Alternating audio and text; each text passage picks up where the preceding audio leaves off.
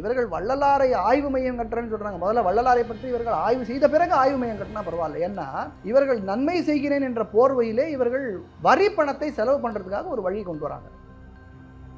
Sir இந்த மதுரையில் இந்த செங்கோல் இஷ்யூ பெருசாக இருக்குது சார். நீங்கள் கூட பிடிஆர் அவர்கள் திட்டி கூட ஒரு வீடியோ போட்டிருந்தீங்க. இந்த இஷ்யூ பற்றி கொஞ்சம் சொல்லுங்கள். நான் யாரையும் திட்டலை, நான் வந்து கேள்வி கேட்டேன். கேள்வி தான் கேட்டேன். யாரும் திட்டத்துக்கு என்ன இருக்குது? ஏதாவது இந்த செங்கோலை யார் வாங்குறதுன்னு விவசாய எழுப்பி ஆளுக்கு யாரெல்லாம் இந்த அதிகாரத்தில் இருக்காங்களோ அவங்களாம் ராஜான்னு அவங்களுக்கு நினைப்பு. செங்கோலை வாங்கக்கூடிய ஒரு உரிமை ஒரு ராஜாவுக்கும் ராணிக்கும் தான் இருக்கு. ஒரு கோவிலுடைய அறங்காவலர் குழு தலைவர் எப்படி ராஜாவாக இருக்க முடியும்? அந்த தக்கார் எப்படி ராஜாவாக இருக்க முடியும்? இது இந்த கட்சி மட்டும் இல்லை, எல்லா கட்சியும் இப்படி தான். இன்றைக்கி அரசியல் கட்சிகள் எல்லாம் உழைக்காமல் எப்படி நீ வந்து வயிறு வளர்க்கலாம் என்று சொல்லி கொடுக்குறது. அதுதான் இந்த கோவிலையும் நடக்கிறது. இப்பெல்லாம் இதெல்லாம் எப்படி தீர்மானம் பண்ணுறீங்க? யார் அனுமதிக்கிறாங்க? அப்போ கோவிலை யார்? அப்புறம் ஆனால் கடைசியில் பழி யாருக்கு போகணும்? பழி பிராமணன் தலையில் போகணும். அன்றைக்கே நான் ஒரு கதை சொன்னேன் உங்களோட சேனலில். பழியெல்லாம் அமனன் தலை மேலே போன்றது. சும்மா இருக்கிற வாய முடிந்து ஒருத்தர் இருந்தானாக்கா அவன் தள்ள போடு பழியை. இந்த அரசு, இந்த இந்து சமய அறநிலையத்துறை, அந்த அமைச்சர் சேகர் பாபு இவர்களெல்லாம் கொஞ்சம் யோசிக்க ஆரம்பிக்கணும். இப்படியே அவர்கள் போனால் அவர்களுக்கு நல்லதில்லை. என்ன நல்லதில்லைன்னா சாபம் கொடுக்கலான்னு சொல்லலை, ஓட்டு கிடைக்காது. ஏன்னா மக்கள் எல்லாம் அந்த காலத்து போல் இல்லை. ஆனால் அதை தவிர இந்த மாதிரி கமர்ஷியலாக வச்சு முறுக்கு இத்தனை ரூபா, சீடைக்கு இத்தனை ரூபா, தோசைக்கு இத்தனை ரூபா, அப்பத்துக்கு ரூபான்னு போட்டு விற்கிறது ஒரு 420 வேலை. இந்து சமயத்தில் பண்ணுற 420 வேலை. பழனி பஞ்சாமிர்தம் ஆனாலும் அது 420 வேலை தான். ஏன்னா அந்த பஞ்சாமிர்தம் முருகனுக்கு படைக்கிறதெல்லாம் கிடையாது, எங்கேயோ பண்ணி பேக் பண்ணி அங்கே விற்கிறாங்க. பேசு தமிழா பேசு நேயர்களுக்கு வணக்கம். இன்றைய சிறப்பு விருந்தினர் திரு ரங்கராஜ நரசிம்மன் அவர்கள். அவரோட ஏற்படும். வணக்கம் சார். ஸ்ரீமதி ராமானுஜன் சார். இப்போ பார்த்தீங்கன்னா உங்களுடைய ஓட்டே உங்களால் போட முடியல அப்படின்னு சொல்லியிருந்தீங்க சார். உங்களுடைய பேர் வந்து வாக்காளர் பட்டியலில் நீக்கிட்டாங்களா? என்ன நடந்துச்சு சார்? அதாவது வாக்காளர் பட்டியல், நான் வந்து ஸ்ரீரங்கத்தில் இருக்கேன். இப்போது முதல்ல சென்னையில் இருந்தேன். சென்னையிலேருந்து ஸ்ரீரங்கத்துக்கு நான் மாறினதுக்கப்புறம் போன அசம்பிளி எலெக்ஷனுக்கு நான் ஸ்ரீரங்கத்தில் தான் ஓட்டு போட்டேன். என்னுடைய இது அட்ரஸ் மாற்றி ஓட்டர் கார்டெல்லாம் புதுசாக வந்து ஸ்ரீரங்கத்தில் ஓட்டு போட்டாச்சு போன தடவை. இந்த தடவையும் ஓட்டு அங்கே தான் இருக்கும் சின்ன நான் இருந்தேன். என்னுடைய அஜயக்கரதையும் சொல்லணும். ஏன்னா ஜனவரி மாதமே இது பண்ணணுன்றது எனக்கு தெரியல. இப்போ நான் தெரிஞ்சுனேன். இனிமேல் தெரிஞ்சுக்கணும் போடுறது. ஒரு வாட்டியும் செக் பண்ணணுன்றது இப்போ புரியுது. அதாவது நம்ம சிஸ்டம் அவ்வளோ அழகாக இருக்குன்னு மாறி போகிறது. இந்த வருஷம் எனக்கு கேஸ் இருக்குது. கேஸ் முடிச்சுட்டு வியாழக்கிழமை கேஸ் முடிச்சு ஸ்ரீரங்கத்துக்கு ஓட்டு போடலான்னு கிளம்பி போயிட்டேன். அங்கே போனாக்கா அங்கே இல்லை.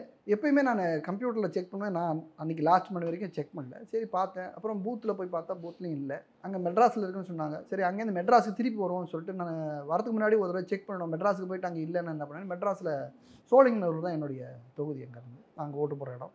அங்கே ஃபோன் பண்ணி கேட்டப்போ, எங்கள் ஃப்ரெண்ட்ஸோட கேட்டப்போ என்னுடைய பேர் அங்கேயும் இல்லைன்னு சொன்னாங்க. இன்றைக்கி சிஸ்டத்தில் வந்து என்னுடைய அட்ரஸ் வந்து என்னுடைய பழைய அட்ரஸ் இருக்குது. என்னுடைய ஓட்டர் ஐடி கார்டில் புது அட்ரஸ் இருக்குது. அந்த அதாவது எலெக்ஷன் கமிஷனுடைய வெப்சைட்டில் போனாக்கா என்னுடைய பழைய அட்ரஸ் மெட்ராஸ் அட்ரஸ் இருக்குது. என்னால் ஓட்டு போட முடியலன்றது அதான் விஷயம். இது என்னென்னு தெரியல எனக்கு. நான் என்ன நினைக்கிறேன்னா, நான் ஒரு டெக்னிக்கல் பர்சனாக நினைக்கிறேன்னா, ஒருவேளை சிஸ்டம் ஏதாவது கொலாப்ஸ் ஆகி பேக்கப் எடுத்து ரெஸ்டோர் பண்ணிட்டாங்களோன்னு ஒரு தோன்றுறது. ஏன்னா இல்லைனா நான் மாற்றுறதுக்கான வழியே கிடையாது. என்னுடைய அட்ரஸ் மாறின அட்ரஸ் திருப்பி பழைய அட்ரஸுக்கு எப்படி மாறும் என்னுடைய ரெக்வஸ்ட் இல்லாமல்? ஸோ ஒரு ஆர்டிஐ போடலான்னு இருக்கேன். எதை பேஸ் பண்ணி நீங்கள் அட்ரஸ் திருப்பி மாற்றினீங்க அப்படின்னு ஆர்டிஐயில் கேட்க முடியும் நம்மளால். அப்படி அட்ரஸ் மாறியுமே அங்கே ஓட்டு இல்லைன்னு தானே சார் வந்திருக்கு. அது நம்ம சொல்ல முடியாது. சரியாக பார்க்காம கூட இருந்திருக்கலாம், எனக்கு தெரியாது. ஆனால் இல்லைன்னு சொன்னதுக்கப்புறம் நான் அவ்வளோ தூரத்துக்கு 400 கிலோமீட்டர் வண்டி ஓட்டுன்னு வருதுன்றது எல்லாரும் 5000 ரூபா வாங்கி ஓட்டு போடுறாங்க. 5000 ரூபா கொடுத்து ஓட்டு போடுற அளவுக்கு அது ஒர்த்து இல்லைன்னு தான் நினச்சேன் நான். ஸோ அதனால் அவ்வளோ ஏன்னா நான் பண்ணி முடிக்கிறதுக்குள்ளே காத்தால 11-12 மணி ஆகிடுது. அங்கேயே நீங்கள் வரணும்னாலும் 4 மணி நேரம் ஆகும் குறைஞ்சபட்சம். அதனால போட முடியல. இது யாருடைய தவறு என்று எடுத்துக்கலாம்? வாக்காளர்கள் முன்னாடியே சரி பார்க்கணும். பல பேருக்கு தமிழ்நாடு முழுக்க பார்த்தீங்கன்னா எங்கே திரும்பினாலுமே என்னுடைய பேர் விட்டு போயிருக்கு. எனக்கு அது தெரியல. என்னுடைய பர்சனலாக நான் சொல்கிறேன். இது வரைக்கும் நான் வந்து 3ஆம் மனுஷங்கள் சொல்கிறது நம்ம சொல்ல முடியாது, வெரிஃபை பண்ண முடியாது. நானாக சொல்கிறேன். இது நான் அனுபவப்பட்டதை சொல்கிறேன். நான் ட்விட்டரில் கூட அதுக்கு முன்னாடி நாளே போட்டிருந்தேன். ஸ்க்ரீன்ஷாட்ஸ் எல்லாமே போட்டிருந்தேன். என்னுடைய அட்ரஸ்லாம் தப்பாக இருக்குன்னு சொல்லி. என்னை பொறுத்த வரைக்கும் இது எலெக்ஷன் கமிஷனுடைய சாஃப்ட்வேர் டிபார்ட்மெண்ட்டோடைய ப்ராப்ளம். அவங்க என்ன அவங்க சரியாக ஹேண்டில் பண்ணலன்றது எனக்கு தெரியுது. இதுலேருந்து என்னுடைய புது அட்ரஸ் மாதிரி பழைய அட்ரஸ்க்கே திரும்பி போனதுனால இது ஏதோ ஒரு பேக்கப் ரீஸ்டோரில் பிரச்சனை வந்திருக்கும் அப்படின்னு எனக்கு தோன்றுறது. ஆஸ் அ டெக்னிக்கல் பர்சன் நான் அதை சொல்கிறேன். ஓகே, அடுத்து நம்மளுடைய முக்கியமான சப்ஜெக்ட் வந்துடும் சார். வள்ளலாருடைய இடத்துல ஒரு இன்டர்நேஷ்னல் ஆய்வு மையம் கட்ட போகிறதாக அறிவிச்சிருக்காங்க. அதையும் இப்போ வந்து நிறைய பேர் எதிர்த்துட்டு இருக்காங்க. நீங்களும் அதில் ஒருத்தர். அந்த இடத்துல இன்டர்நேஷ்னல் மையம் கட்டக்கூடாது அப்படின்னு சொல்லி என்ன ரீசன் சார் கட்டக்கூடாதுங்கிறதுக்கு? வள்ளலார்ன்றவர் ஒரு தமிழ்நாட்டில் ஒரு துறவியாக இருந்தார். அவருடைய வழிபாட்டு போதுன்னா அருவ வழிபாடு, உருவ வழிபாடு இல்லை, ஜோதி வடிவமாக அவர் வழிபடுறார். சிவனை வழிபடுறாரு, அவர் ஜோதி வடிவமாக வழிபடுறார். இது நிறைய பேர் அவர்கள் சன்மார்க்கிகள்னு சொல்கிறாங்க. அது அவர்களுடைய வழி வந்தவர்கள் நிறைய பேர் இருக்காங்க. அவர்கள் அஹிம்சையை முக்கியமாக கொள்கையாக கொண்டிருக்காங்க.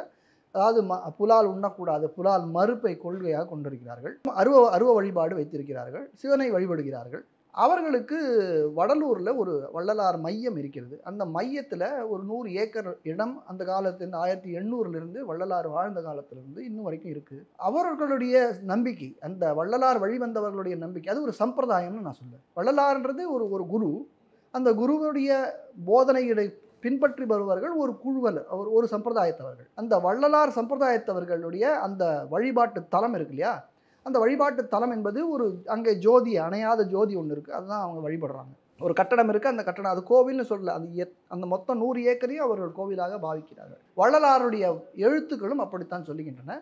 இது பெருவெளி, இந்த பெருவெளியிலே தான் நம் கடவுளை தரிசிக்க முடியும், இந்த வெளி தான் நமக்கு கடவுள் அப்படின்றது அவருடைய தத்துவம் சுருக்கமாக சொல்லும். அந்த இடத்துல தமிழக அரசு வள்ளலார் சர்வதேச ஆய்வு மையம் என்று ஒரு 99.9 கோடி, சுமார் 100 கோடி ரூபாயில் திடீர்னு ஞானோதயம் பிறந்து, அதாவது வள்ளலார் மேலே அவர்களுக்கு பற்று வந்திருக்கு, தமிழக அரசுக்கு மேலே திடீர்னு என்னன்னு தெரியல. அவருடைய கொள்கைகளை பரப்புகிறேன் என்று சொல்லி நாங்கள் ஆய்வு மற்றும் கட்டுறோன்னா அங்கே ஒரு லைப்ரரி, அதுவாக்கும் இன்டர்நேஷ்னல் சென்டர், ஒரு இந்த மெடிடேஷன் ஹால், பக்தர்களுக்கு தங்கும் வசதி, டாய்லெட்டு, அது இதுன்னு எல்லாத்தையும் கட்டுறேன் அப்படின்னு சொல்லி இந்த 100 ஏக்கர் பெருவெளியாக இருக்க வேண்டும் என்று வள்ளலார் உடைய எழுத்துக்களிலே இருப்பதற்கு முரணாக அந்த 100 ஏக்கரிலே 3 ஏக்கரை எடுத்து அங்கே இவர்கள் இதை கட்டுகிறார். அதாவது நமக்கு இந்த கோவில் அப்படின்னாக்க, நம்ம ஜென்ரலாக நம்ம சொல்லும்போது கோவில்னா அங்கே ஒரு தெய்வம் இருக்கும், அங்கே போவோம், அங்கே பூஜைகள்லாம் நடக்கும்ன்ற நம்ம பார்க்கலாம், ஒரு விக்கிரகம் இருக்கும், அதை நம்ம வழிபடுவோம். ஆனால் வள்ளலார் வழி வந்தவர்கள் அருவ வழிபாட்டில் இருப்பவர்கள், அவங்களுக்கு உருவ வழிபாடு கிடையாது. அப்போ உருவ வழிபாடு கிடையாதுன்னா கோவில்னு ஒன்றும் அவர்களுக்கு கிடையவே கிடையாது, எல்லாமே கோவில் தான். அதனால அவர்கள் அந்த 100 ஏக்கர் இடத்தையே கோவிலாக நினைத்திருக்கிறார். இந்த சமயம் அறளைத்துறையும் இந்த தமிழக அரசும் இதை புரிஞ்சுக்கணும். முதல்ல இவர்கள் வள்ளலாரை ஆய்வு மையம் கட்டுறேன்னு சொல்கிறாங்க. முதல்ல வள்ளலாரை பற்றி இவர்கள் ஆய்வு செய்த பிறகு ஆய்வு மையம் கட்டினா பரவாயில்ல. ஏன்னா இவர்கள் நன்மை செய்கிறேன் என்ற போர்வையிலே இவர்கள் வரி பணத்தை செலவு பண்ணுறதுக்காக ஒரு வழி கொண்டு வராங்க.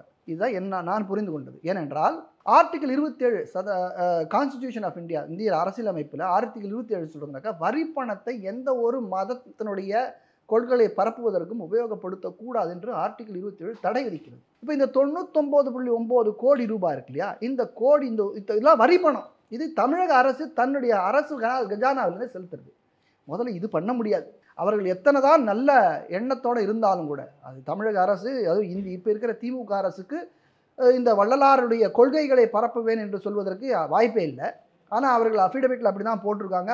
அஃபிடவிட்டில் போட்டதே அவர்களுக்கு பாதகமாக முடியும் என்று எனக்கு நன்றாக தெரியும். ஏனென்றால் ஒரு மதத்தை தூக்கி பிடிப்பதையோ ஒரு மதத்தை உதாசீனப்படுத்துவதையோ இந்திய அரசியலமைப்பு சாசனம் அனுமதிப்பதில்லை. இது செக்யூலர் கண்ட்ரின்னு சொல்கிறோம், அதாவது மத சார்பற்ற நாடு. அப்படின்னாக்க எந்த ஒரு மதத்திற்கும் ஒரு சிறப்பு இடமோ ஒரு தாழ்ந்த இடத்தையோ கொடுக்கக்கூடாது. அரசு அந்த தமிழ் மாநில அரசாலும் மத்திய அரசாக இருந்தாலும் இந்த மத விஷயங்களிலே சமமான பார்வையிலே இருக்க வேண்டும் அப்படின்றது தான் நம்மளோட அரசியலமைப்பு சாசனம் சொல்கிறது. அதில் 27 என்ன சொல்கிறதுனாக்க, வரி பணத்தை இதற்கு எந்த மதத்தினுடைய கொள்கைகளை பரப்புவதற்கு உபயோகப்படுத்தக்கூடாதுன்னு சொல்கிறது. இந்து சமய அறநிலையத்துறை அவர்களுடைய எதிர்மனுவிலே கவுண்டர் அஃபிடவிட்டில் என்ன சொல்கிறாங்கன்னாக்க, வள்ளலாருடைய மத போதனைகளை பரப்புவதற்காக இந்த ஆய்வு மையம் கட்டப்படுதுன்னு சொல்கிறாங்க. முதல்ல அப்படியே கட்டினாலும் அந்த இடத்துல பெருவழியாக இருக்கணும்னு அவர் சொல்லியிருக்கார். அவருடைய புஸ்தகங்களை படிப்பவர்களுக்கு நன்றாக தெரியும். ஒரு காலத்தில் அங்கே ஒரு கிணறு கட்டுறேன் அப்படின்னு சொன்னாங்களாம், அது கூடாதுன்னு தடுத்தார். இவ்வளோ இடம் இருக்கே, கொஞ்சம் இடத்துல விவசாயம் பண்ணலான்னு சொன்னாங்களாம், அதுவும் கூடாதுன்னு சொல்லிட்டார். இப்படின்னு அவர்களுடைய புஸ்தகங்களை சொல்கிறது என்று அவருடைய வழித்தோன்றர்கள் சொல்கிறார். எனக்கு பல வள்ளலாருடைய பக்தர்கள் என்னை கூப்பிட்டு இதற்கு வழக்கு போடுங்கன்னு சொன்னாங்க. சரி, இந்த வழக்கு ஏற்கனவே ஒருத்தர் போட்டிருந்தாலும் அந்த வழக்கிலேயே நானும் இணைந்திருக்கிறேன். இது கூடாது என்பது அவர்களுடைய அவர்களுடைய சம்பிரதாயத்தின்படி ஆர்டிகிள் 27 சொல்கிறதுனாக்கா அந்த மதத்தினுடைய வழிபாட்டு தலங்களை அதை அட்மினிஸ்ட்ரேஷன் பண்ணுறதுக்கு அந்த மதத்துக்கு பூரண சுதந்திரம் இருக்கிறது. யாரும் நீ இது பண்ணணும்னு சொல்லக்கூடாது. நல்ல காரியமாக இருந்தாலும் பண்ண முடியாது. நாம் பல தடவை சொல்கிறோம், கோவில் சொத்தில் பள்ளிக்கூடம் கட்டுறேன், காலேஜ் கட்டுறேன்னு அரசு தீர்மானம் பண்ணக்கூடாது. நிறைய தடவை சொல்லியிருக்கோம். அந்த மயிலாப்பூர் கபாலீஸ்வரர் கோயிலுடைய பைசா எடுத்து காலேஜ் கட்டுறேன்னு ஆரம்பித்தாங்க, ஸ்கூல் கட்டுறேன்னு ஆரம்பிக்கிறாங்க. இதெல்லாம் அரசு பண்ணக்கூடாது. அந்தந்த கோவிலில் இருக்கிற அறங்காவலர்கள் இந்த தீர்மானத்தை எடுக்கணும். அது சட்டத்துக்கு உட்பட்டு இருந்தால் ஆணையர் அனுமதி கொடுக்கலாம். முதல்ல கேஸ் போட்டது அந்த வரலாறு வழி வந்தவர்கள் தான். அது வந்து பாஜக தரப்பினர்லேருந்து ஒருத்தர் போட்டிருக்காரு. அவர் பேர் மறந்துட்டேன், வினோத்னு நினைக்கிறேன் அவர் பேர். அவர் யாரோ ஒருத்தர் போட்டிருந்தார். அன்றைக்கி நான் நீதிமன்றத்தில் இருந்தேன். முதல் நாள் அந்த வழக்கு வரும்போது எனக்கு தெரியாது. நான் நீதிமன்றத்தில் என்னுடைய வேறு ஒரு வழக்கு வருவதும் போது நான் காத்திருந்த போது இந்த வழக்கு பற்றி அவருக்கு பேசினாங்க. அப்போ நீதிமன்றத்தில் ஒரு கேள்வி கேட்கப்படுது, என்னது 99 கோடி அரசு செலவு பண்ணால் உங்களுக்கு கசக்கிறதா அப்படின்னு கேட்டாங்க. அப்போ அவர்கள் சரியான பதில் சொல்லலை. சரி, இதில் அப்படி இருக்கக்கூடாது, சரியான பதில் சொல்லணும். ஏன்னா இது மத நம்பிக்கையை புண்படுத்துகிற, கொச்சைப்படுத்துகிற, இழிவுபடுத்துகிற, இல்லை அதை சிதைக்கிற ஒரு காரியம். ஒரு 100 ஏக்கர் ஒரு சதுரம்னு வச்சுக்கோங்களேன், அந்த சதுரம் வெட்ட வெளியாக இருக்க வேண்டும் என்பது அவர்களுடைய மத நம்பிக்கை என்றால் அங்கே நீங்கள் எப்படி கட்டலாம்? குறிப்பாக ஒரு டாய்லெட் வசதி கட்டுறேன்னு எப்படி சொல்லலாம்? எனக்கு அந்த 100 ஏக்கருமே எனக்கு கோவிலுக்குள்ளே எப்படி டாய்லெட் கட்டுறேன்னு சொல்லலாம்? அது பக்தர்களுடைய, நீங்கள் வந்து என்ன சொல்கிறாங்கன்னா, பக்தர்கள் வள்ளலார் பக்தர்கள் நிறைய பேர் கேட்டாங்களாம் இவங்களை இந்து சமயத்தில் எனக்கு இந்த மாதிரி வசதிகள் பண்ணி கொடுக்கணும்னு சொல்லிட்டாங்க. கேட்டிருப்பாங்க, தப்பு இல்லை. கேட்டாக்கி இந்த கோவில்லையே பண்ணணும். நீங்கள் வேணால் ஒரு இடத்த ஒதுக்கி, அரசு இடத்த ஒதுக்கி அந்த இடத்துல நீங்கள் இந்த வசதிகள்லாம் கட்டுங்க, ஒத்துறோன்னு சொல்ல போகிறதில்ல. எல்லாரும் சந்தோஷமாக எடுத்துக்க போகிறோம். ஆனால் அரசியலமைப்பு சாசனம் அனுமதிக்காது, அது வேறு விஷயம். ஏன்னா ஒரு மதத்தோடைய எதுக்காக கொடுக்க முடியாது. ஆனால் இந்த இடத்துல கட்டாதுன்றது இவர்களுடைய வாதம், இவர்களுடைய எண்ணம். அது பண்ணக்கூடாது, ஏன்னா வள்ளலாருடைய எண்ணத்திற்கு நேர்முரணாக இருக்கிறது என்று அவர்களுடைய கருத்து. அதை பாதுகாக்க வேண்டும் என்பது நம்ம அனைவருடைய கடமை. ஏன்னா இது நம்ம மத உரிமை என்பது அடிப்படை உரிமை. அந்த மத நம்பிக்கையை கொச்சைப்படுத்த உச்சநீதிமன்றத்தாலும் கூட முடியாது. இப்போ வாத பிரதிவாதம் போயிட்டு இருக்கா சார்? இந்த வழக்கு இப்போ விசாரணைக்கு இப்போ சிறப்பு நீதிமன்றத்துக்கு அனுப்பியிருக்காங்க, டிரான்ஸ்ஃபர் பண்ணியிருக்காங்க, மாற்றிருக்காங்க. சிறப்பு நீதிபதி திரு ஆதிகேசவலு, திரு மகாதேவன் நம்ம கொண்ட அமர்வு அதை விசாரிக்க போகிறது. விசாரணை இன்னும் துவங்கலை. வழக்கு இப்போ தான் ஆரம்ப கட்டத்தில். அதில் நான் வந்து இணைந்திருக்கிறேன். அந்த வழக்கு, ஆமாம், அந்த இணைந்திருக்கேன். அதில் நான் வந்து இந்த வள்ளலார் சார்பாக நான் இணைந்திருக்கிறேன். அது கொட்டக்கூடாது, இது அரசியலமைப்புக்கு எதிர்ப்பேன்னு நான் இன்னும் என்னுடைய வாதங்களை வைக்கல நீதிமன்றத்தில். அடுத்த இது விசாரணையின் போது நம்ம அதெல்லாம் வைப்போம். இன்னொரு முக்கியமான பிரச்சனை சார், இந்த மதுரையில் இந்த செங்கோல் இஷ்யூ பெருசாக இருக்குது சார். நீங்கள் கூட பிடிஆர் அவர்கள் திட்டி கூட ஒரு வீடியோ போட்டிருந்தீங்க. இந்த இஷ்யூ பற்றி கொஞ்சம் சொல்லுங்கள். நான் யாரையும் திட்டலை, நான் வந்து கேள்வி தான் கேட்டேன். யாரும் திட்டத்துக்கு என்ன இருக்குது? ஏதாவது மதுரையில் வருஷம் இந்த சித்திரை மாதத்தில் மீனாட்சி அம்மனுக்கு ஒரு கல்யாண உற்சவம் நடத்துகிறாங்க. அந்த கல்யாண உற்சவத்தின் போது அவங்களுடைய ஐதீகம் என்னென்னாக்கா, அவர்கள் வந்து மீனாட்சி அம்மன் கையில் இருக்கிற செங்கோலை எடுத்துக்கொண்டு அந்த காலத்தில் மதுரையை ஆண்ட ஒரு மன்னன் ஒருத்தர் இருந்திருப்பார் இல்லையா, அவர் கையில் கொடுத்து இந்த ஒரு பர்டிகுலர் நாளில் அந்த கையில் கொடுத்து அவர் அதை ஊர்வலமாக தெருவிலலாம் எடுத்துகிட்டு போயிட்டு அதை அவருடைய அரண்மனையில் வச்சு பூஜை புனஸ்காரங்களெல்லாம் செய்து மீண்டும் அன்று இரவே மதுரை மீனாட்சி அம்மன் கையிலே கொடுத்து விடுவார். இது எதற்கு செய்கிறாருனாக்க, அந்த அரசர் மீனாட்சி அம்மனின் சார்பாக அரசை நடத்துகிறேன். அப்போ செங்கோல் யார் கையில் இருக்கும்? அரசர் கையில் தானே இருக்கும். அங்கே அரசர் யார்? அங்கே ராணினாக்க மீனாட்சி அம்மன் தான் அங்கே ராணி. அங்கே அவருடைய சார்பு தான் அரசு நடத்துது. செங்கோல்னால் என்னென்னு முதல்ல புரியணும். நிறைய பேருக்கு செங்கோல்னால் என்னென்னு தெரியாது, ஏதோ ஒரு கொம்பு நினச்சிட்டு இருக்கோம். நேர்மை நீதி தவறாத ஒரு அரசு ஆடுவதற்கு ஒரு அடையாளம். இதே மதுரையில் நம்ம கோவலன் கதை தெரிஞ்சிருக்கோம்.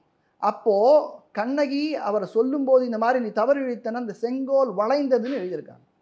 நீயலாக இருந்த கோல் வளைந்தது. அதற்கப்புறம் தான் இந்த இடத்துல நடந்தது. அதே மதுரையில் அதே மீனாட்சி அம்மன் கோயிலில் அம்மன் கையில் இருக்கிற செங்கோலை எங்கே போயின்னு இருந்தது? இத்தனை நாள் வரைக்கும் ராஜா கையில் போயிட்டு இருந்தது. இது இத்தனை நாள் வரைக்கும் எனக்கே தெரியாது. இது வருஷம் நடக்கிற விஷயம் எனக்கும் தெரியாது. நான் ஒரு வைஷ்ணவனால எனக்கு தெரியறதுக்கு வாய்ப்பு இல்லை. ஆனால் இந்த வருஷம் இது ஒரு வழக்கு ஒருத்தர் தொடுத்திருந்தார். என்ன வழக்கு தொடுத்திருந்தாருனாக்க, அந்த அறங்காவலர் குழு தலைவரிடம் இந்த செங்கோல் கொடுக்கப்படுகிறது. அந்த அறங்காவலர் குழு தலைவர் வந்து ஒரு விதவை, அவருக்கு இதை கொடுக்கக்கூடாது என்று ஆகமம் சொல்லுகிறதுன்னு அவர் வந்து ஒரு வழக்கு தொடுத்திருந்தார் ஒருத்தர். அந்த வழக்கை தள்ளுபடி செஞ்சுட்டாங்க உயர்நீதிமன்றம். இதெல்லாம் எங்கேருந்து வந்ததுன்னு தெரியல, ஆகமத்தில் எங்கே சொல்லியிருக்குன்னு கேளுங்கன்னு சொல்லி அந்த வழக்கை தள்ளுபடி செய்துட்டாங்க. அது அப்படியே நடந்தது. அந்த வழக்கை பற்றி நான் விசாரிக்கும்போது என்ன நடந்தது ஏது நடந்ததுன்னு பார்க்கும்போது, இத்தனை வருடங்களாக அந்த கோவிலே அது கொஞ்சம் பல வருஷங்களாக அறங்காவலர் குழுவே இல்லை.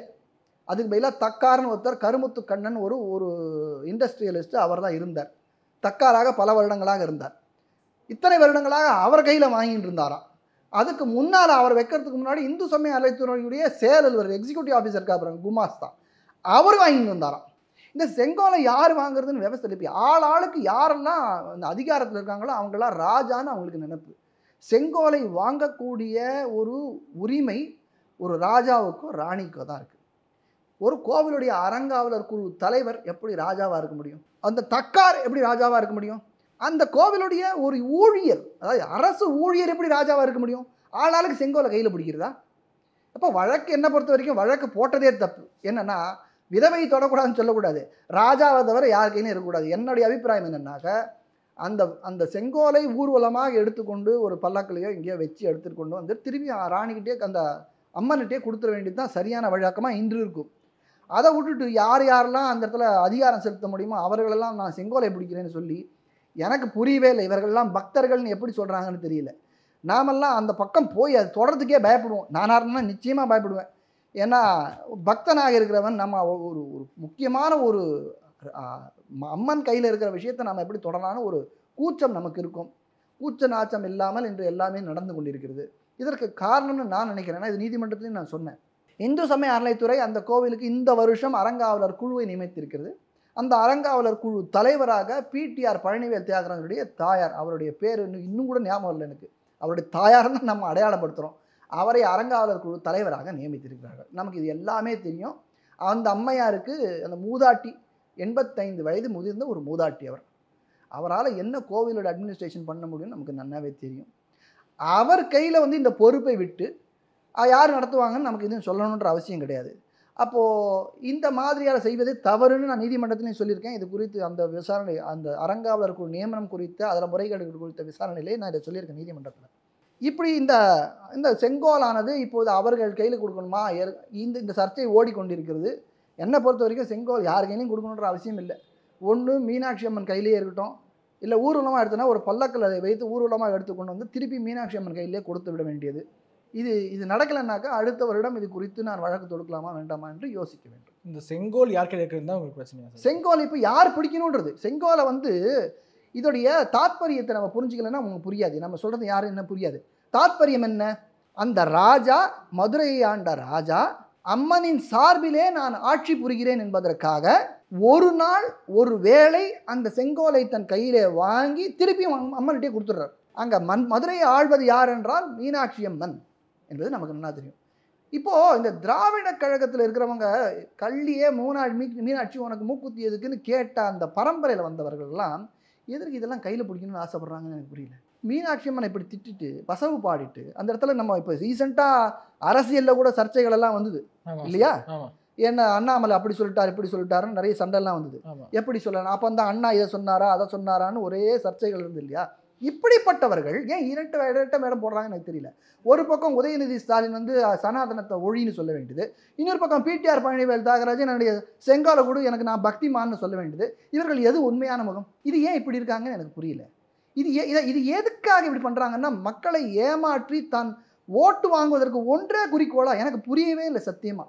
வேண்டுங்கிறப்போ நம்ம கோவில் பக்கத்தை வந்து நான் பக்தன் என்று காட்டிக்கொள்ள வேண்டியது, அதே ஒரே கட்சியில் 2 பிரிவு. வேணும்னாக்க எல்லாரும் இந்துக்கள்னு சொல்ல வேண்டியது, வேணும்னாக்க நான் வள்ளலார் வழி வந்தவன்னு சொல்ல வேண்டியது. வள்ளலார் வழி வந்தவர்கள் என்றால் வள்ளலாருடைய கொள்கைகளை பிடிக்க வேண்டும் என்றால் நாட்டில் இருக்கிற அத்தனை மாம்ச கடையும் பேன் பண்ணுங்க பார்க்குறேன். ஏன்னா வள்ளலாருக்கு அது பிடிக்கல இல்லையா? நான் சொன்னால் நான் பிராமணன்னு சொல்லுவீங்க, வள்ளலார் சொல்கிறாரே மாம்சம் சாப்பிடாதுன்னு சொல்கிறாரு. அப்போ நீங்கள் ஒரு வள்ளலாருடைய கொள்கையை தூக்கி பிடிக்க வேண்டும் என்றால் அதை செய்யணும். மீனாட்சி அம்மனுடைய கொள்கையை தூக்கி பிடிக்க வேண்டும் என்றால் மீனாட்சி அம்மனை வசவு பாடியவர்களை நீங்கள் கொண்டாடக்கூடாது. இதே அண்ணாதுரையுடைய பிறந்த நாளுக்கு பார்த்தசாதி கோயிலையும் அந்த கோயிலும் இந்த கோயிலையும் மதியம் சமபந்தி விருந்து நடத்துனாங்களாம். யார் இவர்கள் நடத்துறதுக்கு? கோவிலை பார்த்து அது ஒரு கொள்ளையடிக்கிறவங்க இடம்னு சொல்லி இந்த மாதிரி வசனம் எழுதுகிறவங்களையும், ரங்கநாதனையும் பீரங்கி வெடிக்கிறேன்னு சொன்னவங்களையும், இவர்களெல்லாம் எதுக்கு இந்த கோவில் பக்கம் வரணும்? இது ரொம்ப மோசம். என்னன்னாக்கா திருவல்லிக்கேணியை பொறுத்த வரைக்கும் நான் சொல்கிறேன், அங்கே இருக்கிற சில பிராமணர்கள் கூட இந்த சில தேர்தலுக்கு முன்னால் இந்த பிராமண வேஷத்தோடையே போய் திமுகவுக்கு ஓட்டு கேட்டாங்க. ஓட்டு கேட்குறது அவர்கள் உரிமை, நான் சொல்லலை. ஏன் இந்த வேஷத்தை போட்டு ஏமாத்துறீங்க உலகத்தைன்னு நான் கேட்குறேன். இப்போது வெளி உலகத்தில் இப்படி இது 2 நாளைக்கு முன்னாடி என்ன நடந்ததுனாக்க இதே மதுரை மீனாட்சி அம்மன் கோயிலில் இந்த திருக்கல்யாண உற்சவத்தும் போது நான் ஒரு வீடியோ பார்க்குறேன், எனக்கு ஒருத்தர் அனுப்புகிறார், பிஹைண்ட் ரூட்ஸ்லன்னு நினைக்கிறேன், அதை எடுத்து அனுப்பிடுறார் ஒருத்தர். எல்லா பக்தர்கள் வரிசையில் நின்றுட்டுருக்காங்க, நாங்கள் 3 மணி நேரம் நிற்கிறோம், எங்களுக்கு வெளியில் போகிறதுக்கு கூட வழி இல்லை, எனக்கு தரிசனம் கூட வேண்டாம், என்னை வெளியில் அனுப்பிவிடுங்க, எங்களால் ஒன்றுக்கு போக முடியல, பாத்ரூம் போக முடியல, இந்த மயக்கம் வருது, எனக்கு எதுவுமே பண்ண முடியல, நாங்கள் கையில் பாஸ் வச்சுருக்கோம், நீங்கள் எப்படி அந்த பக்கம் விஐபி அனுப்புங்கன்னு பல பேர் ஒரு முறையிடுறாங்க. இந்த முறையீடுன்றது இப்போ மதுரை மீனாட்சி அம்மன் கோயில் இல்லை, திருச்செந்தூரில் நடக்கிறது, ஸ்ரீரங்கத்தில் நடக்கிறது, மதுரையில் நடக்கிறது, பழனியில் நடக்கிறது, எல்லா கோவிலையும் இப்போ நடக்க ஆரம்பிச்சிடுது. இந்த முறைகேடான விஐபி தரிசன்றது எல்லா இடத்துலையும் நடக்க ஆரம்பிச்சிருது. இப்போ இந்த தமிழக அரசு இதை வச்சுக்கொண்டு நன்னா சம்பாதிக்கிறாங்கன்னு நான் சொல்லணும். இது எதுக்கு இந்த மாதிரி பண்ணுறாங்கன்னு எனக்கு தெரியல. இந்த அந்த வரிசையில் இருந்து புகார் சொல்பவர்களே கையில் ஒரு கூப்பன் வச்சுருக்காங்க, ஒரு பாஸ் வச்சுருக்காங்க. இந்த பாஸ் அவங்க அவங்களுக்கு எவ்வளோ கொடுத்தாங்க, அதுக்கு எவ்வளோ ரூபா கொடுத்தாங்க? சில பேர் நான் இந்த காணொலி போட்டதை பின்னூட்டத்தில் எழுதுறாங்க, 500 ரூபா கொடுத்தாங்க. 500 ரூபா அந்த பாஸ் வந்து 1000 ரூபா கொடுத்து கூட வாங்கியிருக்காங்க சில பேர் அப்படின்னு சில பேர் சொல்கிறாங்க. நீங்கள் போகிறதே முறைகேடான ஒரு தெய்வத்துக்கு முன்னாடி போய் முன்னுரிமை கேட்டு நீங்கள் போகிறீங்க. உனக்கு மேலே ஒருத்தன் பலனாக இருக்கான், அவன் முன்னுரிமை கேட்டு போகிறான். இப்போ கடைசியில் என்ன ஆச்சுன்னா, பாமரன் கையில் காசு இல்லாதவன் அன்னைக்கு மதுரைக்கு போயிருந்தாக்க மீனாட்சி அம்மன் தரிசனம் அவனுக்கு கிடைக்காதுன்னு என்ன நமக்கு தெரியும். ஏன்னா பைசா வச்சிருக்கிறவனுக்கே, இவனை கூட நிறைய பணம் வச்சிருக்கிறவனுக்கு முன்னுரிமை விஐபி தரிசனம். ஸ்ரீரங்கத்தில் இந்து சமயத்துறையுடைய வழக்கறிஞரே கோர்ட்டில் சொல்லியிருக்கார். இங்கே கோவிலில் வந்து ஒரு நாளைக்கு 20% வந்து விஐபி வராங்க சார். 20%? ஆமாம், 10,000 பேர் வராங்க ஒரு நாளைக்கு. 20% விஐபினா என்ன அர்த்தம்? 2,000 பேர் விஐபியா? அப்படி என்ன விஐபின்னு நீதிமன்றம் கேட்குறாரு. அது சொல்கிறாங்க, இல்லை கலெக்டர் தாசில்தார் எல்லாரும் எனக்கு 3 கிராம் உனக்கு. அதுக்குன்னு தனி ஒரு லைன், ஸ்ரீரங்கத்தில் தனியாக ஒரு லைன். இதை போல் அந்த லைனுக்கு கொடுக்குற காசுக்கெல்லாம் கணக்கு இல்லை. அந்த லைனுக்கு கொடுக்குற பைசா டிக்கெட்டுக்கெல்லாம் எந்த பணமும் எந்த கணக்கு வழக்கம் கிடையாது. இந்த பணமெல்லாம் ஒரு டிக்கெட் 1000 ரூபான்னா 2000 ரூபான்னா எனக்கு தெரியாது. யார் வாங்கினாலும் தவறு. அது இந்து சமயத்தில் வாங்கினாலும் சரி, அர்ச்சகர் வாங்கினாலும் சரி, அங்கே ஊழியர் வாங்கினாலும் சரி, இது மாதிரி எதுக்கு வாங்கி உள்ள விடணும்? இது செங்கோலை கையிலே பிடிக்க நினைப்பவர்கள் குறைந்தபட்சம் அந்த கோவிலிலே அந்த யாருக்கும் ஒரு டிஸ்கிரிமினேஷன் இல்லாமல், உயற்றத்தாழ்வு இல்லாமல் எல்லோரையும் சமமாக பாவித்து பெருமானை தரிசிப்பதற்கான வழிவகுக்க செய்ய வேண்டும். செங்கோலை பிடிக்கணுன்ற ஆசைப்படுறீங்கல்ல. அப்போ இந்த கோவிலில் நடக்கிற முறைகேடுகளை கேட்கறதுக்கு உங்களுக்கு வக்கு இல்லையா? அதுக்கு இஷ்டம் இல்லையா? அதே கோவிலில் பொற்றாமரை குளத்தில் நக்கீரன் நெற்றி கண்ணை திறந்தாலும் குற்றம் குற்றமேன்னு சொன்ன இடம் அது. சிவபெருமானே வந்து தவறு செய்தாலும் தவறு என்று சொல்லக்கூடிய பெருமை பெற்ற மதுரை மீனாட்சி அம்மன் கோவில். அந்த கோவிலில் எத்தனையோ பேர் மக்கள் வந்து காசு கொடுத்து வந்தவங்க, அவனுக்கே எனக்கு வழி தரிசனம் இல்லைன்னு சொன்னாக்க, காசு இல்லாமல் போகிற சாதாரண மனிதனாலே எப்படி பெருமானை தரிசிக்க முடியும்? இது இந்த நிலைமையில் இன்னைக்கு கோவில் எல்லா கோவிலுக்கும் இந்த நிலைமையில் தான் இருக்கு. ஒட்டுமொத்தமாக இந்த டிக்கெட்டிங்கே நீங்கள் எதிராக இருக்கீங்களா சார்? நான் பல காலமாக சொல்லியிருக்கேன், டிக்கெட்டை ஒழிக்கணும். இந்த டிக்கெட்டு தான் இவர்களுடைய முக்கியமான வருமானம். இந்த டிக்கெட்டில் போலி டிக்கெட்டுகள் நிறைய இருக்குது. அந்த மெஷின் வச்சுருக்காங்க. அந்த மெஷினில் பல மெஷின்கள் போலி மெஷின்கள். எப்படி எனக்கு தெரியும்னா, தெரியும், நமக்கு தெரியாதா? உலகத்தில் என்ன நடக்குது தெரியாதா? டாஸ்மாகில் 5 ரூபா எக்ஸ்ட்ரா வாங்குறான்னு உலகத்துக்கே தெரியாதா? வேணா அரசியல்வாதி சொல்லலாம், நிரூபின்னு சொல்லலாம் சார். 10 ரூபா எக்ஸ்ட்ரா. ஐயோ 10 ரூபாயா? அது இப்போ சற்று நாள் முன்ன பண்ணேன், ஏதோ ஒரு பஸ் ஸ்டாண்டில் வந்து 5 ரூபா குடி தண்ணிக்கு 5 ரூபா, 20 ரூபா, 25 ரூபா கொடுத்து வாங்குறாங்களாம். கேட்டாக்க உனக்கு எதுக்கு, நீ வாங்கினா வாங்காட்டா போன்றானா. இந்த கொளுத்துற வெயிலில் ஒருத்தன் தண்ணி குடிக்கணும்னு பார்க்குறான், அதுக்கு 220 ரூபா கேட்குறீங்க. அதுவும் 20 ரூபா டிக்கெட்டு 20 ரூபா தண்ணியை 25 ரூபாய்க்கு நீ. இதுதான் நம்மளுடைய நாட்டினுடைய கொடுங்கோல் ஆட்சி செய்ய வேண்டியது.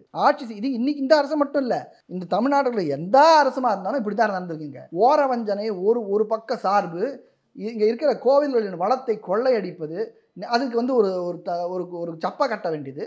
இப்படியே செய்து இவர்கள் நம்மை ஏமாற்றி கொண்டு நம்முடைய ஓட்டுகளை மட்டும், அதாவது மக்களையும் மழுங்கடிக்க வேண்டியது. அதில் சின்னவங்களுக்கும் பெரியவங்களுக்கும் வித்தியாசம் ஒன்றும் தெரியாமல் ஆளுக்கு வாயில் வந்ததை பேச வேண்டியது. என் நாடு எப்படி போகுதுன்னு எனக்கு தெரியல. இந்த தேர்தல் விஷயத்திலேயே நமக்கு நிறைய பார்த்தோம். இளைஞர்கள் இன்று உழைக்காமல் சம்பாதிக்கலான்ற நிலைமையில் ஆயிட்டாங்க. குறிப்பாக நான் கட்சி பேரை சொல்கிறேன், கோச்சுக்கு வேணாம். அந்த கட்சிகளில் இருக்க கோச்சினாலும் எனக்கு கவலை கிடையாது. இந்த நாம் தமிழர் கட்சியில் அவங்க அந்த வீடியோ போடுறாங்க பாருங்கள். அந்த பசங்கள்லாம் சின்ன பசங்க, அவங்களாம் என்ன தொழில் பண்ணுறாங்கன்னு எனக்கு தெரியல. இதே 24 மணி நேரம் அரசியல் பேச்சு, அரசியலையே பேசிக்கொண்டு அரசியலையே வாழ்க்கையாக வச்சுக்க முடியுமா? எப்படி சாப்பிட்றீங்க நீங்கள்? அப்போ இதில் சுலபமாக சம்பாதிக்க முடியும். வெளியில் போய் ஒரு ஏசி மெக்கானிக்காக ஒரு ஐடி கம்பெனிலையோ ஒரு ஆடிட்டர் கம்பெனிலையோ வேலை செய்யணுன்னாக்கா படிக்கணும், உழைக்கணும். அதெல்லாம் செய்கிறது கிடையாது. இது இந்த கட்சி மட்டும் இல்லை, எல்லா கட்சியும் இப்படி தான். இன்றைக்கி அரசியல் கட்சிகள் எல்லாம் உழைக்காமல் எப்படி நீ வந்து வயிறு வளர்க்கலாம் என்று சொல்லி கொடுக்கிறது. அதுதான் இந்த கோவிலையும் நடக்கிறது இப்போல்லாம். ஏன்னா இந்த கோவிலில் டிக்கெட் கொடுக்கும்போது இந்த டிக்கெட்டுக்கு நான் சொன்ன மாதிரி அந்த போலி டிக்கெட் நிறைய விற்கிறாங்க. இந்த போலி டிக்கெட்டையும் வாங்கிட்டு கொண்டு போய் இங்கே சண்டை. இன்னைக்கு காத்தால் ஒருத்தர் பின்னூட்டத்தில் எழுதியிருக்கார், 50 பேர் தாங்க அனுப்பதா இருந்தது, ஆனால் 200 பேரோ 500 பேரோ டிக்கெட் கொடுத்துட்டாங்க, எப்படி உள்ளே விட முடியும்? அதான் சண்டை வந்துருச்சுன்னு ஒருத்தர் எழுதுறாரு பின்னூட்டத்தில். யாருன்னு எழுதுறது நமக்கு தெரியாது, ஆனால் எழுதுறவங்க நிச்சயமாக அவங்க அனுபவத்தை தான் எழுதுறாங்க. அப்போ இந்த 50 ரூபா டிக்கெட் போடணும்னு தீர்மானம் பண்ணுறது யார்? அந்த 50 ரூபாய்க்கு 50 பேருக்கு டிக்கெட் போடணும்னு தீர்மானம் பண்ணது யார்? அது இத்தனை ரூபான்னு தீர்மானம் பண்ணது யார்? இதெல்லாம் எப்படி தீர்மானம் பண்ணுறீங்க? யார் அனுமதிக்கிறாங்க? அப்போ கோவிலை யார்? அப்புறம் ஆனால் கடைசியில் பழி யாருக்கு போகணும்? பழி பிராமணன் தலையில் போகணும். அன்றைக்கே நான் ஒரு கதை சொன்னேன் உங்களோட சேனலில். பழியெல்லாம் அமனன் தலை மேலே போன்றது. சும்மா இருக்கிற வாய முடின்னு ஒருத்தர் இருந்தான்னாக்கா அவன் தள்ள போடு பழியை அப்படின்னு. அவன் அங்கேயும் அவர்களும் நிறைய பேர் மிஸ்டேக் பண்ணுறாங்கன்றது தப்பு யார் பண்ணாலும் தப்பு. என்னை பற்றி தெரியும். அவர்களும் கண்டிக்கப்பட வேண்டியவர்கள் தான். ஆனால் நீ பண்ணுற தப்புனால அவங்களுக்கும் தைரியம் வருது தப்பு பண்ணுறது. ஏன்னா அவங்கள தடுக்க முடியல. சரி அட்லீஸ்ட் கூட்டுக்குள்ளையா அடிப்போமே அப்படின்னு அடிக்க தோன்றது எல்லாருக்கும். மனுஷன் தானே எல்லாருமே. யார் செஞ்சாலும் தவறு தான். இன்றைக்கி சட்டம் எல்லாருக்கும் ஒன்று தான். அதனால் அவர்களும் தண்டிக்கப்பட வேண்டியவர்கள் தான் அப்படி யாராவது செய்திருந்தால். இந்த அரசு, இந்த இந்து சமய அறநிலையத்துறை, அந்த அமைச்சர் சேகர் பாபு இவர்களெல்லாம் கொஞ்சம் யோசிக்க ஆரம்பிக்கணும். இப்படியே அவர்கள் போனால் அவர்களுக்கு நல்லதில்லை. என்ன நல்லதில்லைன்னா சாபம் கொடுக்கலான்னு சொல்லலை, ஓட்டு கிடைக்காது. ஏன்னா மக்கள் எல்லாம் அந்த காலத்து போல் இல்லை. இன்று எல்லாரும் எல்லா விதமான அவர்களுக்கு வசதிகளும் இருக்கிறது. என்ன நடக்குதுன்னா அடுத்த செகண்டில் அவர்களுடைய ஃபோனில் பார்க்குறதுக்கு. அந்த காலத்தில் மாதிரி என்றைக்கோ ஒரு முறை சொல்லலையோ ஒரு எம்ஜிஆர் ஒரு புஸ்தகம் அவர் அந்த கட்சி ஒரு பேப்பர் போடும், இந்த கட்சி ஒரு பேப்பர் போடும். அந்த பேப்பரில் போடுறதை மட்டும் படித்து நாட்டு நடப்பை தெரிஞ்சுக்கிற நிலைமை இன்றைக்கி இல்லை. அவரவர்கள் கையில் ஊடகங்கள் இருக்கின்றது என்பதை அரசு புரிந்து கொள்ள வேண்டும். இதைத்தான் நான் என்ன எழுதியிருக்கேன்னா, பிடிஆர் பழனிவேல் தியாகராஜன் ஏற்கனவே யானை விஷயம் போது அவர் சொன்னார், நான் தான் யானையை மெயின்டைன் பண்ணுறேன், நான் பக்தனாக்கும் அப்படி அப்படின்னார் இல்லையா. இந்த மதுரை மீனாட்சி அம்மன் கோவிலே அந்த திருக்கல்யாணத்தன்று என்ன நடந்தது, என்ன முறைகேடு நடந்தது, என்ன யாருக்கெல்லாம் பாஸ் கொடுக்கப்பட்டது. அதில் ஒருத்தர் சொல்கிறார், நான் கட்டளைதாரர், நான் உபயதாரர்னு சொல்கிறார். கட்டளைதாரர் உபயதாரருக்கு எப்படி பாஸ் கொடுக்கப்பட்டது, எப்படி தேர்ந்தெடுக்கப்பட்டார்கள் அப்படின்னு என்னெல்லாம் நடந்துன்றத ஒரு வெள்ளை அறிக்கை அவர் சமர்ப்பிப்பாரா? இல்லை அவரோட அவருடைய தாயார் என்னை பொறுத்த வரைக்கும் வயதான மூதாட்டி. என்னுடைய தாயை போல, என்னுடைய தாய் அந்த வயசுல இருந்தால் நான் நிச்சயமாக அந்த இடத்துல அந்த மாதிரியான ஒரு பொறுப்பில் நான் விட மாட்டேன். ஆனால் அவர் விட்டுருக்கார். அது அவருடைய தலையெழுத்து. அவருடைய தாயாருடைய தலையெழுத்து. பாவம் 86 வயசு, 85 86 வயசில் அவருக்கு இந்த இவ்வளோ பெரிய சுமையை சுமக்கணுன்ற அவசியம் இல்லை அவருக்கு. ஆனாலும் அவரை நீ வச்சுட்டு அவருக்கு பொறுப்பு இல்லைன்னு நீ சொல்ல முடியாது. அவர் தான் பொறுப்பாளி பேப்பரில் பொறுத்த வரைக்கும். அப்போ அவர் பதில் சொல்ல வேண்டும். அவர் வெள்ளை அறிக்கை விட வேண்டும். அவர் சார்பிலே பிடிஆர் பழனிவேல் தியாகராஜன் வெள்ளை அறிக்கை வெளியிடுவாரா, இல்லை சேகர் பாபு அவர் வெளியிடுவாரா? அடிச்சு விடுன்னு சொல்கிறீங்க. அடிச்சு விடு சேகர் பாபு, இதுக்கு என்ன பண்ணுவீங்க? இல்லை அவங்க இப்போ புதுசாக ஒரு ஃபேக்ட் ஃபைண்டிங் டீம் வச்சுருக்காங்க இல்லையா. அயன் கார்த்திகேயன் ஒரு உதவாக்கிற பையனை நம்ம டாக்ஸ் பேயர் மணி வச்சுட்டு அந்த பையனை கொண்டு வந்து இதை போய் ஃபேக்ட் ஃபைண்டிங் பண்ணி போட சொல்லுங்கள். அவங்கள அந்த அந்த ஃபேக்ட் ஃபைண்டிங் டிவிஷன் இது வரைக்கும் எதுவும் பண்ண மாதிரி எனக்கு தெரியல. அவங்களுக்கு நான் கொடுக்குறேன் ஃபஸ்ட்டு ஜாப். 4 லட்சமா 5 லட்சமா சம்பளம் வேறு வாங்குறாரு அவர் இல்லையா. போய் மதுரை மீனாட்சி அம்மன் கோவிலில் என்ன நடந்துன்றதை வெள்ளை அறிக்கையாக அயன் கார்த்திகேயன், அந்த அவருடைய குழு, தமிழக அரசு, தமிழக முதல்வர் மு.க. ஸ்டாலின், சனாதனத்தை ஒழிக்கக்கூடிய உதயநிதி ஸ்டாலின், அப்புறம் பிடிஆர் பழனிவேல் தியாகராஜன் என்கிற பக்தர், அப்புறம் சேகர் பாபு என்கிற பக்தர் எல்லாம் சேர்ந்து வெளியிடுவார்களா என்பது என்னுடைய கேள்வி. இன்னொரு முக்கியமான ஒரு கேஸ் ஒன்று பார்த்தேன் சார், பிரசாத கடைகள் கோவிலுக்குள்ளே இருக்கக்கூடாது அப்படின்னு ஒன்று போட்டிருந்தீங்க. என்ன சார் பிரச்சனை? பிரசாத கடைகள்லாம் என்ன பிரச்சனை சொல்ல முடியுங்களா? கோவிலில் பிரசாத கடைன்னு அது ஒரு பெரிய ஜோக். அது ஒரு ஏமாற்று 420 வேலை. பிரசாதம்னா என்னன்னு யாருக்குமே தெரியல. கோவிலில் போய் எதையாவது வாங்கி சாப்பிட்டா அது பேர் பிரசாதம்னு நினச்சிக்கிறாங்க. பிரசாதம் என்கிற சொல்லுக்கு என்ன அர்த்தம்? எப்படி பிரசாதம் ஆகும்னாக்க, ஒரு தின்பண்டத்தையோ ஒரு உணவையோ சமைத்து அதை கடவுளுக்கு படைத்து அதை கடவுளுக்கு படைத்ததை திரும்ப பெற்றுக்கொண்டால் தான் இது பிரசாதம். இது கோவிலில் எந்த கடையெல்லாம் விற்கிறாங்க இல்லையா, இந்த பிரசாத கடை, முறுக்கு சீடெல்லாம் விற்கிறாங்க இல்லையா. அந்த பழனியில் போனால் பஞ்சாமிர்தம் விற்கிறாங்க, திருப்பதியில் போனால் லட்டு விற்கிறாங்க. இதெல்லாம் பிரசாதம்னு சொல்லி நம்ம வாங்கிக்கிறோம். இதெல்லாம் கடவுளுக்கு படைக்கப்படுவது இல்லை. கடவுளுக்கு படைக்கணும்னா அந்த மடப்பள்ளியில் தயார் பண்ணணும். இதெல்லாம் மடப்பள்ளியில் தயார்படுத்தணும் இல்லை. இதுக்கு தனியாக டெண்டர் விடப்படுகிறது. பல கோடி ரூபாய் டெண்டருக்கு எடுக்கிறாங்க. அதை எடுத்து இதெல்லாம் விற்கிறாங்க. எங்கேருந்து பண்ணிட்டு வராங்கன்னு நமக்கு தெரியாது. இப்போ சமீபத்தில் நான் பார்த்தேன், ஏதோ ஒரு குழந்தை கேக்கு வாங்கி இந்த ஜொமேட்டோவோ அந்த மாதிரி எனக்கு வாங்கி அதில் வாங்கி இறந்து போயிடுச்சு. அந்த பிறந்த நாளைக்கு வாங்கி தெரியும் இல்லையா, அதை பற்றி கேட்டுக்கிட்டீங்களா? அதை நான் பார்த்தேன். அதாவது இந்த நவீன காலத்திலே பிறந்தநாள் கொண்டாடுகிறேன் என்று சொல்லி ஒருத்தர் ஆன்லைனில் ஜொமேட்டோலையோ ஸ்விக்கிலேயோ எல்லாத்துலேயோ ஆர்டர் பண்ணினா வந்துடுது. அதை சாப்பிட்ருக்கார். சாப்பிட்டோன்னே எல்லாம் அந்த குழந்தை இறந்து போச்சு. என்னென்னு பார்த்தாக்கா அப்படி ஒரு கடையே இல்லை. அங்கே போய் தேடினாக்கா அங்கே கடை கிடையாது. அப்படி தேடினாக்கா ஏதோ ஒரு மோசமான இடத்துல தயார் பண்ணுற இடம் அப்படின்னு கண்டுபிடிச்சிருக்காங்க. அது என்ன ஆச்சுன்னு தெரியாது. அதுவும் இந்த அயன் கார்த்திகேயனுக்கு நிறைய வேலை இருக்குது. அவர்களெலாம் நம்ம உண்மை தன்மை கண்டறியும் குழுவுக்கு நிறைய வேலை இருக்குது. இதெல்லாம் ஆராய்ச்சி பண்ணணும். இதை போலவே கோவிலில் பண்ணுறதெல்லாம் எங்கே பண்ணுறதுன்னு யாருக்கும் தெரியாது. எல்லாரும் என்னமோ கோவிலில் பண்ணுறாங்கன்னு நினச்சிக்கிறாங்க. நீங்கள் எந்த கோவிலுக்கு போனாலும் வண்டியெல்லாம் வரும், ஆட்டோ வரும், டெம்போ வரும். எதுக்கு வருது? இதெல்லாம் வெளியில் எங்கேயோ பண்ணி அதை இந்த அந்த அந்த முறுக்கு சீடை அப்பம் தோசை எல்லாத்தையும் என்னைக்கு பண்ணாங்களோ தெரியாது. இந்த கோவிலில் விற்கிற இந்த பிரசாத கடைன்னு பேரில் விற்கிறதுக்கு எந்த ஃபுட் இன்ஸ்பெக்டரும் வரமாட்டார். இப்போ நீங்கள் ரோட் சைடு ஒரு ஹோட்டல் வச்சிங்கன்னா என்ன வாங்க, தள்ளு கை வண்டி சாப்பிட்றாங்களே ரோட்டில், ஃபுட் இன்ஸ்பெக்டர் வருவாரா? வந்து அங்கே சரியில்லைன்னா என்ன சொல்லுவார்? பறிமுதல் பண்ணிட்டு போவாரா? ஒரு ஹோட்டல் வச்சுருக்கீங்கன்னா என்ன பண்ணுவார்? அப்பப்போ ஃபுட் இன்ஸ்பெக்டர் வருவாரா? தரம் சரியாக இருக்கான்னு செக் பண்ணுவாரா? எப்போ வேணால் வரலாம், அவர்களுக்கு உரிமை இருக்குது. எப்போ வேணால் வந்து அவர்கள் சரியில்லைன்னா சீல் பண்ணிட்டு போகலாம், உரிமை இருக்குது. ஆனால் கோவில் தான் நடக்குதா? எந்த விதமான செக்கிங்கும் இல்லாமல் அங்கே தின்பண்டங்கள் நிறைய இடத்துல நீங்கள் பார்க்கலாம். சாப்பிட்டு ஃபுட் பாய்சன் ஆகிடுச்சு, புளியோதரை சாப்பிட்டாங்க, ஃபுட் பாய்சன் ஆகிடுச்சு, நிறைய நம்ம பார்க்குறோம். இதெல்லாம் ஏன்னா இது எங்கே இதை தயார் பண்ணிக்கிறார்கள்னு தெரியாது. இதை பிரசாத கடைன்னு போட்டாக்க பக்தர்கள் என்ன நினச்சிக்கிறாங்க, ஓ சாமி பிரசாதம் போல இருக்குன்னு சொல்லி அதை அப்படியே பக்தியாக கண்ணெல்லாம் ஒத்திட்டு சாப்பிட்டு செத்தே போயிடுறாங்க. இது எல்லா கோவில்லையும் நடக்கிறது. பிரசாதம்னா கடவுளுக்கு படைத்து மிச்சத்தை கொடுப்பது. மிச்சத்தை விற்க முடியாது, எல்லாருக்கும் பகிர்ந்து கொடுக்க வேண்டியது. ஒரு பருக்கையாக இருந்தாலும் பிரசாதம் தான். அப்படித்தான் கோவிலில் நடக்கிறது. ஆனால் அதை தவிர இந்த மாதிரி கமர்ஷியலாக வச்சு முறுக்குக்கு இத்தனை ரூபா, சீடைக்கு இத்தனை ரூபா, தோசைக்கு இத்தனை ரூபா, அப்பத்துக்கு ரூபான்னு போட்டு விற்கிறது ஒரு 420 வேலை. இந்து சமயத்தில் பண்ணுற 420 வேலை. பழனி பஞ்சாமிர்தம் ஆனாலும் அது 420 வேலை தான். ஏன்னா அந்த பஞ்சாமிர்தம் முருகனுக்கு படைக்கிறதெல்லாம் கிடையாது, எங்கேயோ பண்ணி பேக் பண்ணி அங்கே விற்கிறாங்க, அதுக்கு ஒரு விலையை போட்டு. இதெல்லாம் பெருத்த பணம், இதெல்லாம் எவ்வளோ பணம் வருதுன்னு யாராக கேட்குறாங்களா? கேட்க முடியுமா? கேட்டாலும் கிடைக்க தான் போகிறதா? இதெல்லாம் கணக்கில்லாத விஷயங்கள். இதெல்லாம் அதனால் பிரசாத கடைன்னு ஒரு கடையே இருக்கக்கூடாது. இது ஸ்வீட் ஸ்டால் தான். இதுதான் உங்களுடைய கேஸ். கோவிலில் விற்கிறது பிரசாத கடை கிடையாது, அது ஸ்வீட் ஸ்டால். அப்போ ஸ்வீட் ஸ்டால் கோவிலுக்குள்ளே வைக்கலாமா? முடியாது, சட்டம் அனுமதிக்கலை. அப்போ சட்டம் அனுமதிக்காத ஸ்வீட் ஸ்டாலை கோவில் நீ எப்படி வைக்கலான்றது என்னுடைய கேள்வி.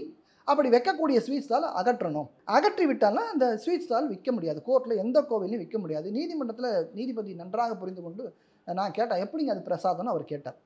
கடவுளுக்கு படைச்சி வரது தானே பிரசாதம். உடனே நம்ம இந்து சமயத்துடைய வழக்கறிஞர் இருக்காரு, இமீடியட்டாக வாயில் கண்ணை மூடி இல்லாமல் எல்லாத்தையும் நாங்கள் படைச்சி தான் கொண்டு வரோன்ட்டார்.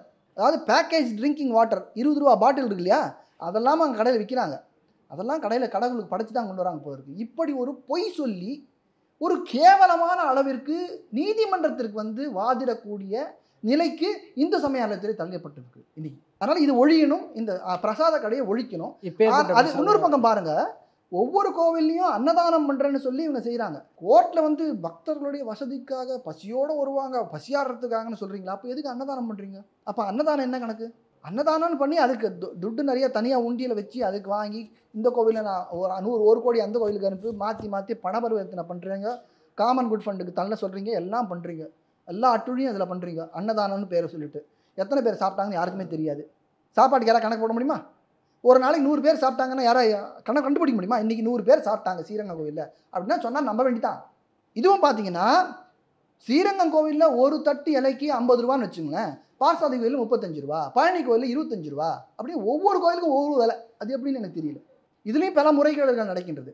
அப்போ நீ அன்னதானம்னு ஒன்று பண்ணி வைக்கிற, அப்புறம் ஏன் கோவிலில் விற்கிற பிரசாத கடைன்னு? அதை அதை வந்து நீ குத்தகைக்கு விடுற, அதை லீஸுக்கு விடுற, அதெல்லாம் ஒரு பல கோடி சம்பாதிக்கிற, அதில் லஞ்சம் கிஞ்சம்லாம் எல்லாமே உண்டு. ஏன்னா யாருக்கு எப்படி ஒரு டெண்டர்னாலும் இப்படி இல்லாமல் நடக்குமா? பர்சன்டேஜ் இல்லாமல் நடக்குமா? இதெல்லாம் உண்டு, எல்லா கோவிலையும் நடக்கிறது. நம்ம பக்தர்களும் அதெல்லாம் தெரியாமல் நேராக போய் நான் பிரசாதம் கிடக்கிறேன். ஸ்ரீரங்கத்தில் அந்த வைகுண்ட ஏகாட்சி வந்தால் 20 நாளைக்கும் பிரசாத கடை அமோகமாக இருக்கும். இதுதான் நமது நிலைமை. நம்ம பக்தர்கள் இப்படி விழிப்புணர்வு இல்லாத இருக்கும் வரையிலே, அதை வாங்கி தின்னும் வரையிலே இப்படித்தான் நடக்கும். இவ்வளோ நேரம் உங்களோட இணைந்து பல்வேறு கருத்துக்களை பகிர்ந்தமைக்கு நன்றி சார். ஸ்ரீமதே ராமானுஜாய நமः. ஸ்ரீராம் ஸ்ரீ